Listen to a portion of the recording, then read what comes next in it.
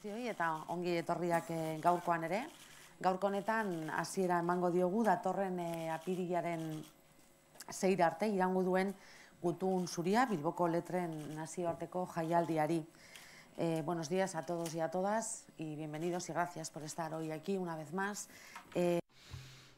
Ikusten duzue oso konpainia honean enagoela, jende askoz lagundua. Ez dakit baten bat ahaztuko dudan Fernando Pérez Azkuna zentreko zuzendari Iban de la Nuez, Iban Esteban Beñazara Solarekin, hortik dabiltza, Veronika Bermer, Maria Mur, Konsonikua, Joan Foncuberta, Maialen Lujanbio, bertsolanearia, Maialen Sarri Ugarte musikaria, eta Lars Gregersen, eta berak azalduko digu Gorratzaldean festivala, zerekin inauguratuko dugun Gutun Zuria, gaur azten dugu, 12. saioa da, eta heldutasuna lortzen du berrituz Azkuna zentroaren ohiko bidetik, espazio ireki bat zeinetan nahi dugun pertsona guztiek disfrutatu dezaten, kultura garaikidetik eta artetik. Udaletxean uste dugu kulturak denen eskura egon behar duela eta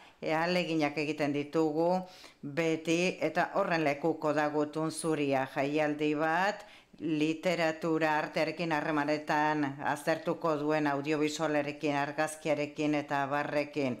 Liburu baten horrietatik aerontzako dijoazte eta lehen mailako idazle sortzaileak izango ditugu hemen. Bigarren edizioa aurkeztera etorri gara, jaialdi kontsolidatua, gazteleraz esan duan moduan, hiri osoarentzako pentsatuta eta aurtengoan nobedades josita. Asmoa, azken baten, herritar guztiek kultura garaikideaz eta arteaz gozatu ahal izatea. Hori da, Bilboko Udalaren helburu nagusia, ez da, kultura guztien eskura egon behar dan ondasuna dela uste dugu, eta horretan saiatzen gara, eta horren eredu Gutun Zuria. Nire aldetik, ez dut besterik esango, nik hitza pasako diot orain Fernandori, eta gero eurak izango dira gaurko benetako eurak direlako gaurko benetako protagonistak hitz egingo dutenak. Fernando, nahi duzunean? Eskerrik asko, Nekane.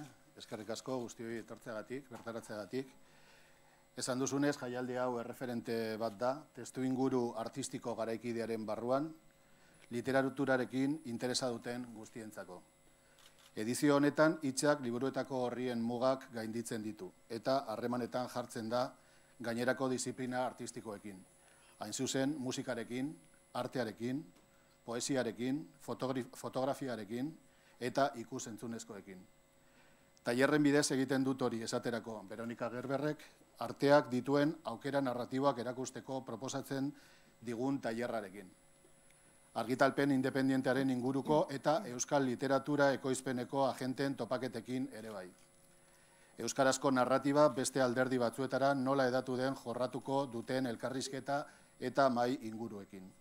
Eta hitzaldiekin adibidez Maialen Lujanbio jarduerak aurkeztuko digunak gaur arratsaldez. Eskerrik asko, Nekane. Como decías, este festival es un referente para quienes... Eskerrik asko, Nekane. Edizio honetan errepikatzen ari da orain gazteleraz, euskeraz esan duen gauza bera. El arte, la poesía, la fotografía y el audiovisual. Lo hace a través de... Tailerrak izango dira, Veronika Gerberrek egingo duen adibidez, artearen almenen narratiboi buruz, elkarrizketak izango ditugu euskararen narratiba aztertuz eta hitzaldiak, Maialen Lujanbiok gaur aurkeztuko diguna egin dituen zubiak, bertsolaritza eta arte garaikideen artean. Goiburua da, gaur gauean zuak nire liburutegia erreko balu, artea kontatzeko artea. Lehen zatiak Alduz Jaizleiren saiakera da abia puntua eta abia burua. Idazleak argudiatu baitzuen liburutegi bat erretzea ekintza krudela baina alferrikakoa dela. Liburuak berriz irakurri eta edukial direlako. Bigarren zatiak berriz Jose Lezama Lima, poetak ahozko arteari buruz idatziko testu bat du aipagai. Al igual que el resto de la programación de Azkuna Zentroa, en este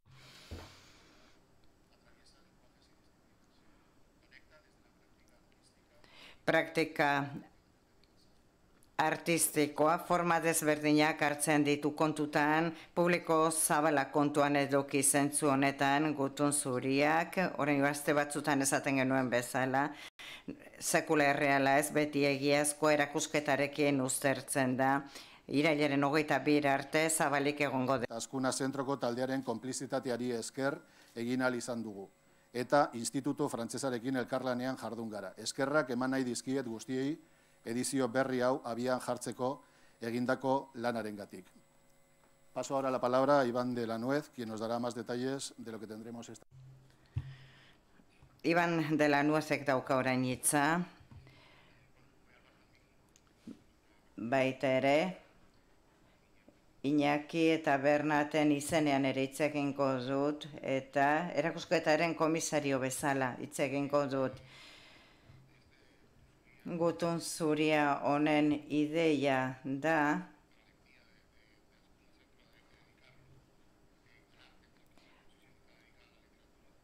erakusketa literaturari eskainia dagoen bezala Gutun Zuria arteari eskainia dago. Eta horrek laburbiltzen du zentro hau zer den. Azkunak gartzuki, baina baita ere jakinik ze arrisku zegoen alegia. Lenguaraia horiek nahaztuta batzutan ez dira ikusten literatur jaialdi askotan eta hau zentroak bai bere egin du. Eta gure zeregina da. Erakusketa horrek esaten duena jaialdira ateratzea eta segurenik azkeneko egunean Iñaki Esteban Aliziako eta Enrique Vilamatezek azken hitzaldia ematen dutenean itzauliko dute festivala berriro erakusketara. Esan behar da, artea ez dela bakarrik gai literario bat, baizik simbiosi kultura bat eraikitzeko modua da literaturarekin harremanetan. Ez dira horren besta eleberriak edo eleberri idazleak zerbaiti buruz ari direnak, baizik puntu horretatik hitz egiten ari direnak. Horregatik edukiko ditugu hemen idazleak eta artistak hanka badaukatenak munduaren alde banatan eta naturaltasunarekin egiten dute harreman hori, musikarekin dela, alderdi ikusentzunezkoarekin eta abarrekin. Eta festivalean zehar ikusiko duguna da literatura zabaldua deitu denaren adibide bat, baina hori baino zerbait gehiago da. Da literatura eta baita ere kontatzea lelo bat, beti errepikatuko dena erakusketaren leloa da, baina baita festivalarena eta Artodek idatzi zuen esaldi hura da. Nunca real, siempre verdadera, o sekula ez erreala, bai beti egiazkoa. Eta proiektu honetako parte hartzaileok bat etorri ginean, nolabait etengabe sartzen zaigun errealitatearen aurrean egiten den erakusketa bat da, eta errealitatean hitzen armi-armazare horretan egia zantzuak bilatzea, eta danok implikatzen gaitu horrek, naiz eta bakoitzak bere ikuspegitik egiten duen, bere formatu zehatzetik, edo bere munduari aurre egiteko modutik. Hori dago festivalean ikusiko duzuen bezala programa zirkularra da, bukatzen ez dena, eta bertan aurkituko ditugu era guztietako jarduerak, espektakulo bat, txarla simple bat, idazle batena, dena dago lotua, eta hori da literatura artea ulertzeko modu bat, nolabait ulertu dena, eta arrisku txiki horri aurre egiten diogu, eta zentro guztiak bere egin du. Askatasun osoz lan egin ahal izan dugu hori aurrera eramateko. Eta jaialdi honek omenaldi txiki bat egiten dio Hubskiri baita ere, bere izan zen, artearen gainean fikzio egin zuen lehenengoa, eta gaur gauean zuak nire liburutegi erreko balu esaldi hori ere berea da, legian nolabait zuziri batek bezala argia ematen dio festivalari. zuak hilko erreko balu liburutegi osoa, ez litzateke zer egitekorik egongo, liburuak desagertuko liratekela.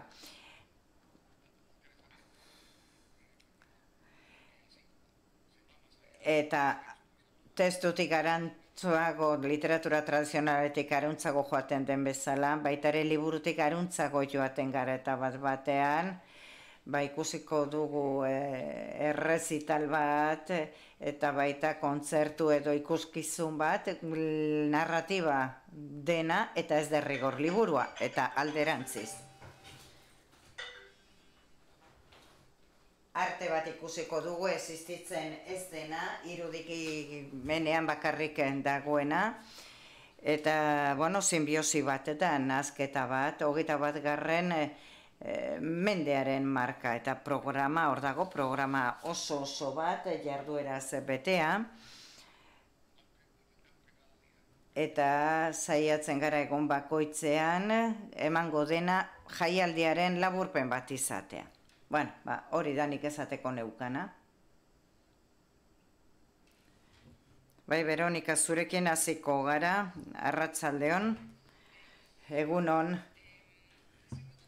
oso pozik nago Bilbon hemen egotegatik eta eskerrak ematen ditut gonbidatu nauzuelako parte hartzera aurkezpen honetan, eta esan nahi dut denbora bat daramadala, Ibaneko Sondo planteatu duen literatura eta ikusentzunezkoen arteko harreman horretan, da beti galdetu didate zergatik literatura, ikusentzunezkoa zergatik nahaztu galdetzen didate, eta galdera horri erantzuteko Gutun Zuriarako proposatu nuen, tailerra proposatu nuen.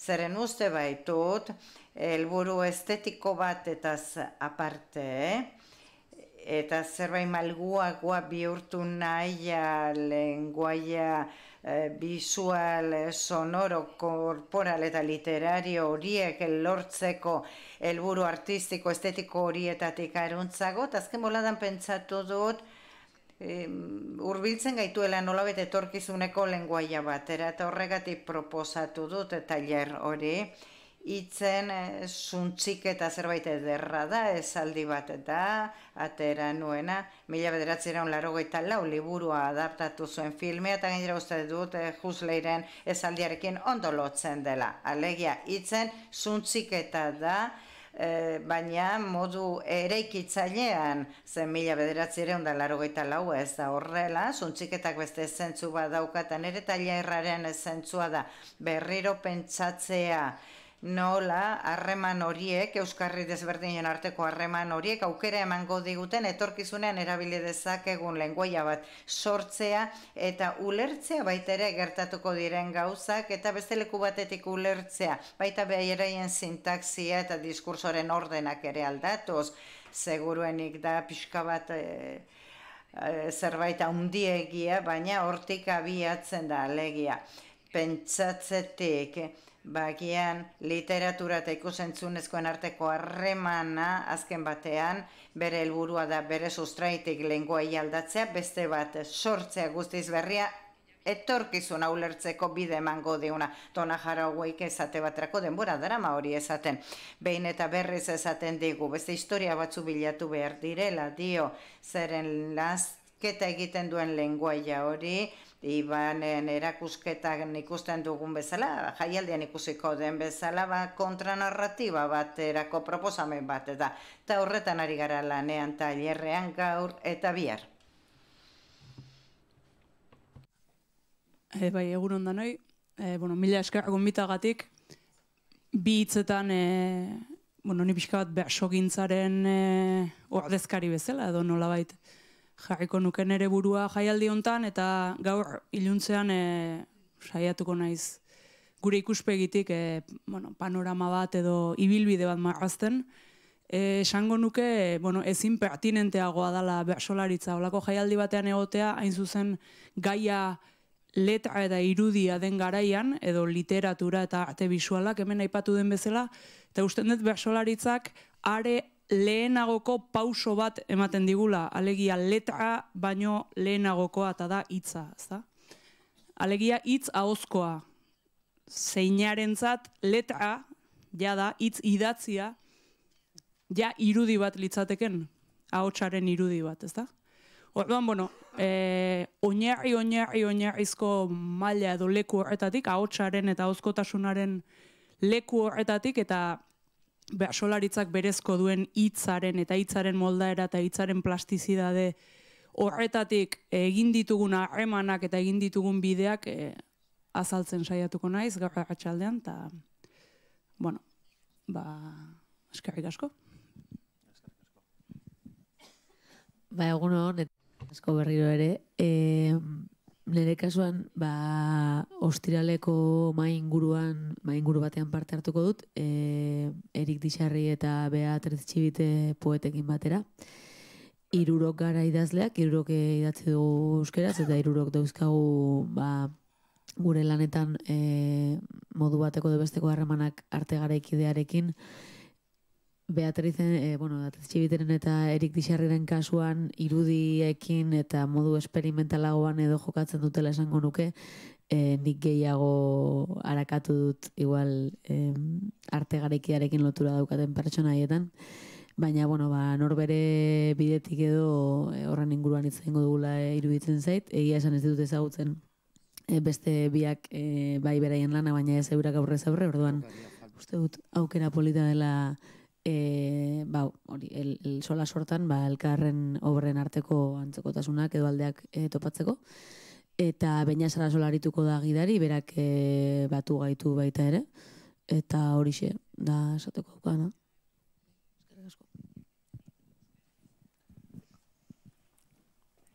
Mila esker. Bueno, mila esker Danele, mila esker guztiei. Ni konsoni taldearen kidea naiz, ja ezagutzen nauzue zuetako askok hemen. Konsoni somos un grupo de 5 personas, Muns, Iñaki, Dina, Jomis, eta ni neu gara. Konsonikoak, hemen ondoan daukagu gure ikoitza, eta hemen zaudeten asko dakizuen bezala. Kolektibo egoiliarrak gara hemen, iaztik, zentroan, eta honek aukera ematen du azeta programazioarekin gurutzaketak egitea. Zan behar dut, hitz egingo dut, nazketa horiei buruz, gogoa ematen dit gaizki portatzeko eta beste gauza batzuei buruz hitz egiteko. Zeren, hori baten da, Gutun Zuriaren aurkezpen honekin, Danel, Veronika, Fernando, Iban, Maialen, Joan eta Larsekin parte hartzea. Eskerrik asko, gogo ematen dit beste gauza batzu hitz egiteko, baina Gutun Zuriaz hitz egingo dugu. Kasu zehatz honetan, Gutun Zurian, parte hartzen dugu modu bokoitzean konsoni baita ere, izaki hibrido baten da, Ibanek edo Veronikak zioten bezala, eta gure nortasunekin parte hartuko dugu artetik eta literaturatik, Ibanek zioen bezala, bai editorial bezala, baita irratiko gure lanen bidez, produkzio artistiko gisa, Alondiga Bilbaotik, nahi zuten Gutun Zurian iniziatiba independiente bat, eta gugana jo zuten nola egin ziteken planteatzera, eta beraz edizio independiente bat koordinatu dugu, eta IEMA3 argitaletxe egongo gara, eta guztira 20 pertsona elkartuko gara, aste honetan, ostegunetik argitaletxeak egongo dira, beraien nortasunarekin, beraien ikuspegiekin, Pepitas de Calabaza, Logroñoko Hoja de Lata, Gijón, Capital Suite de Madrid, San Soleil, Gasteizkoak, Astiberri, Bilbo, Nórdica Madrid, Rayo Verde, Barcelona, Errata Natura Madrid, Catacrac, Iruña, Txanda Pólvora, Santiago de Compostela, Continta Metienes de Madrid, Arcadia Barcelonako honek erosketa zerrenda dirudi erregeko duak. Baina denak aipatu behar dira, eta gu gau hemen konsonikoak, hemen Bilbokoak. Esan behar dut, argitaletxeokin guztiekin, helburu nagusia izango dela, elkartzea, elkarrekin hitz egiteko, eztabaidatzeko, ze arazo dauzkagun komunean, eta gainera ea estrategia kolektiboak enkaratu ditzakegun kalitate denbora bat eskaintzea eztabaida horiei, zeren askotan argitaletxeok hitz egiten dugu azoketan, gozari, bazkari artean, korrika eta presaka, Eta nahi dugu, beraz, baita ere aztertu, komentatu, Gutun Zuriaren edizio independienteari buruz, urrengo edizioi begira, ideia baita iniziatiba hau ez bukatzea urte honetan, baizik datorren urtean ere egin alizatea, eta urtean eztabaidatuko dugu ze formatu zehatz edukiko duguen etorkizunean. Badaukagun publiko bat edizio honetan konektatzen duena, Konsonik Festivalen parte hartzeko daukan beste moduarekin konektatzen duena. Alicia San Juanek elkarrizketatuko ditu argitaletxeak, Voces en el Jardín podcastaren barruan gure irrati emisora berezi bat osatuko dugu horrela, eta irrati estudio batetik editatuko dugu hemen atrioan dago.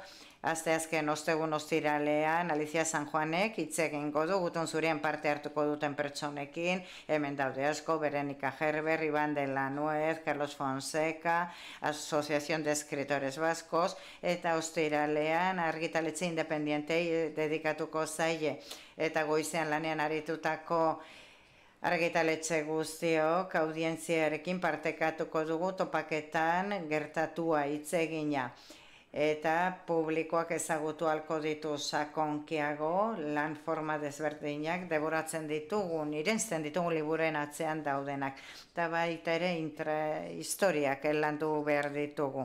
Eta argitaletxe hauetara beraien liburuen bidez, idatzi horien bidez hurbildu halko gara, mediatekan konsultagai egongo baitire, eta baita salgai ere, zeren edizio independientearekin elkarrezketa honen bidez, beste iniziatiba txiki batzurekin ere konektatu baitugu eta implikatu ditugu hiriko liburutegi independienteak. 3 Ante liburu denda Luis Michel eta Binario Libros atrioan daude, eta Gutun Zuriarekin elkarrizketan beren katalogo guztiarekin, eta urtero egiten den liburu zinak eta atrioan egingo da, mediatekatik egindako liburu hautaketaren erdian, eta salmenta puntu horren erdian. Konfidantzagatik, baina bebai Rakeli, Itziar, Alasne, Esti, Barbara, Sonia, Ainara, Irune, Maite, Inés, Jon, Urrategi,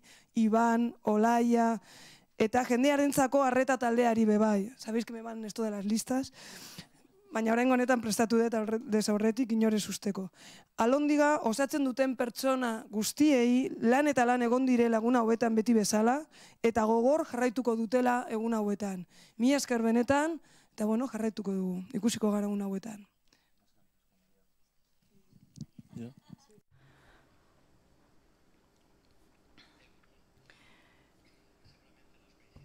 Egunon, seguruenik ez da kasualitatean, ere aurretik hitz egin dutenek hitzen zuntxiketaz hitz egin dute, zu hartzen duten bibliotekei buruz, eta badirudi, liburuen eta hitzen erretze irudi hori, elementu behin eta betikoa dela distopia osoan, testu horiek guztiak, etorkizun apokaliptiko bat iragarri digutenak, Bradbury, Huxley, Orwell, liburua desagertzen da esaten digute, agian sintoma bat, eta espero zai dauzkagun zeru ertzena, agian ez hemen gaude, etorkizun hori okertzeko, edozein kasutan eri asko interesatu zait, zensuren, erortzen diren, beste indarkeri, zapalkeriz erortzen diren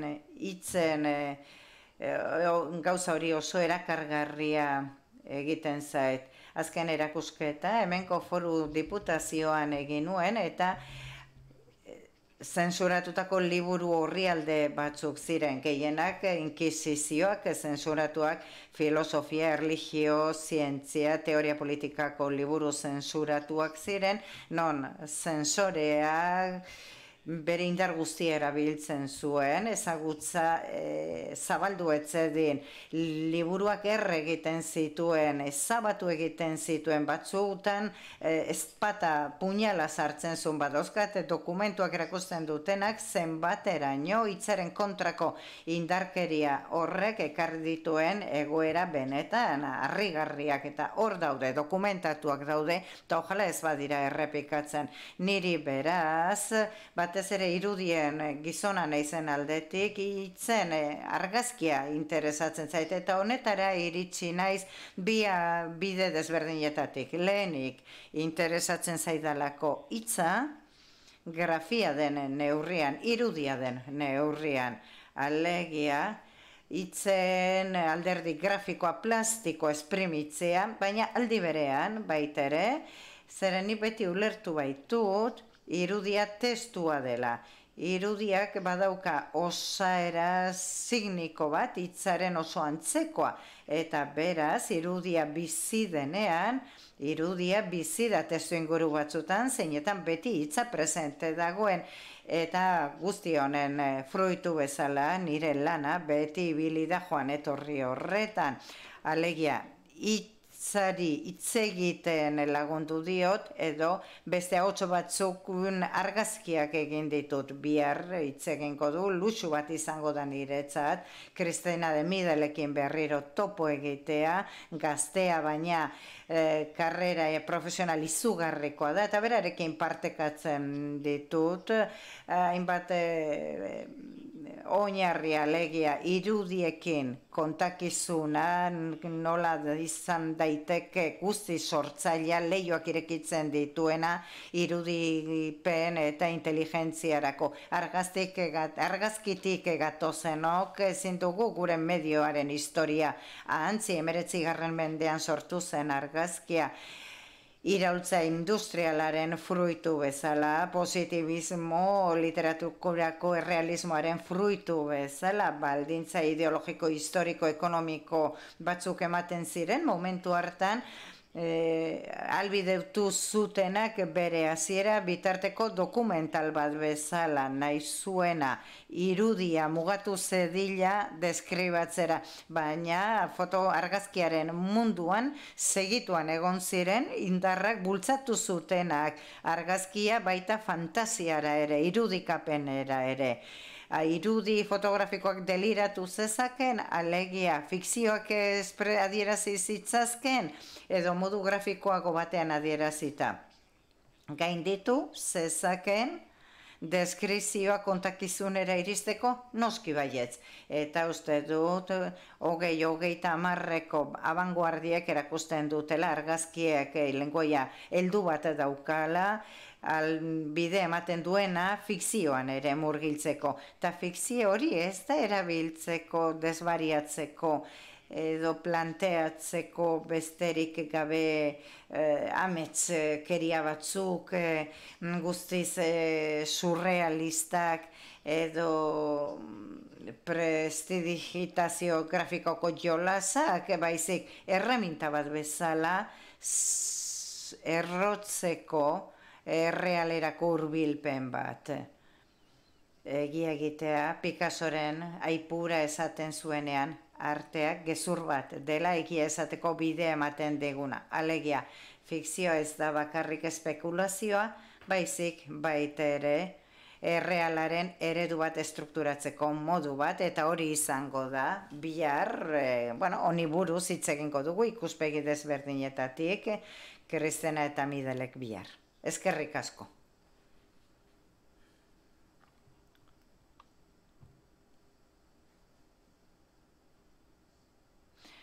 Larsek hitz egin nahi ez duen ez gero, Larsek parte hartuko du inaugurazioan, eta egingo du pieza baten parte bat, orain urte batzuk Kanadan ikusi genuen, eta gonbidatu dugu zerikusi handia daukalako filosofiarekin eta festival honen espirituarekin, alegia gutun zuriaren ideia horrekin, paper zuriaren ideia horrekin, askatasuna ematea, alegia sortzeko bide bezala.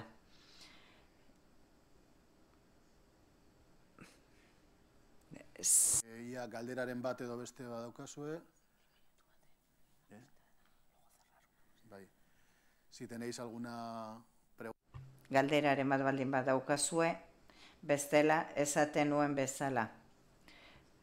Eskartu nirekin hemen egon diran artista guztiei, eta barriro be, Azkuna Zentro Alondigako talde osoari eskerrak emon, beti oso errez ipintzen dituelako gauzak, danetarako, eta ez dakit berari jako bat ere gustatuko, baina gaur usteot Raquel urte betetzea dela, eta guztion izenean, Raquel, zorionak. Mila esker.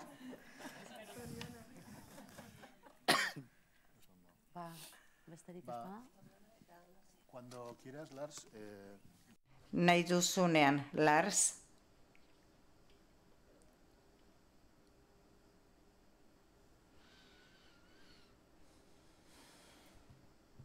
Nos quitamos el sitio. Hombre, claro que sí, le cantamos a la actriz el otro día.